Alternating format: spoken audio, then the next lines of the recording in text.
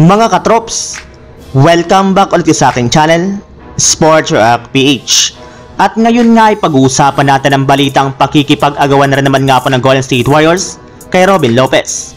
Pag-uusapan na rin nga natin dito sa ating panibagong video ang sinabi ni LeBron James at Anthony Davis sa posibleng mabuong bagong super team ng Los Angeles Lakers.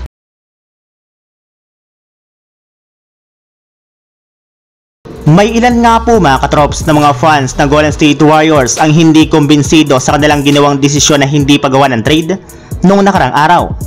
As of now nga po, nananatili pa rin naman nga po sila sa ibabaning standings ng Western Conference kahit man meron silang winning streak.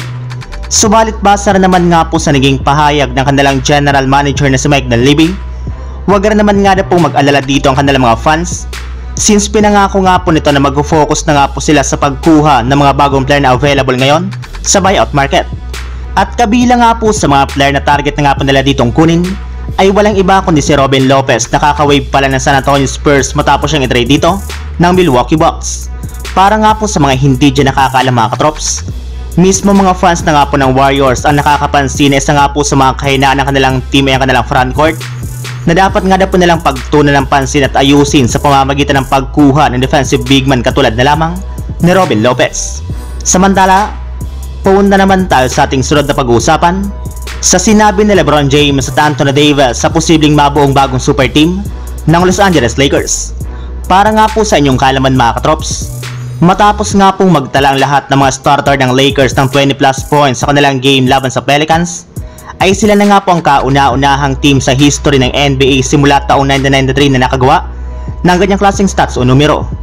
Kaya di na rin naman nga po napigilan pa ng kanilang superstar na si LeBron James at Anthony Davis na matuwa sa pinakitang performance ng kanilang team, lalo pat napapatunayan na nga po ng Lakers na meron talagang maibubugang kanilang lineup ngayong season. Maliban na rin nga po dyan mga katrops, ay natuwa rin naman nga po silang dalawa sa pagpakita ni Spencer Dinwiddie sa kanilang game ngayong araw laban sa Pelicans. Gayong once nga po natuloy itong sumali sa kanila, ay malaki nga po ang maitutulong nito sa kanilang team pagdating sa playmaking, ball handling at shot making sa kanilang mga laban. Ayon na rin naman nga po kay Anthony Davis, alam nga daw po niya na isang big guard si Spencer Dinwiddie na magaling pagdating sa shot making at gumawa ng mga malalaking plays lalong-lalo na sa mga crucial moment. Bukod rin nga po dyan ay isa naman nga po itong well-established player at veterano sa NBA kaya sigurado nga po na mas mapapalakas pa nito ang lineup ng Lakers ngayong season. Ibig sabihin, mukhang maging sina Anthony Davis at LeBron James ay approve na rin naman nga po sa pagkuha nila kay Spencer Dinwiddie upang makabuo ng isang bagong super team ngayong season. So yun lang mga katrops, ang handog kong story ngayong araw. Sana nag-enjoy kayo, please like and subscribe my YouTube channel, Sports React PH para sa iba pang story at update patungkol sa NBA. Kita-kits muli sa ating susunod na video.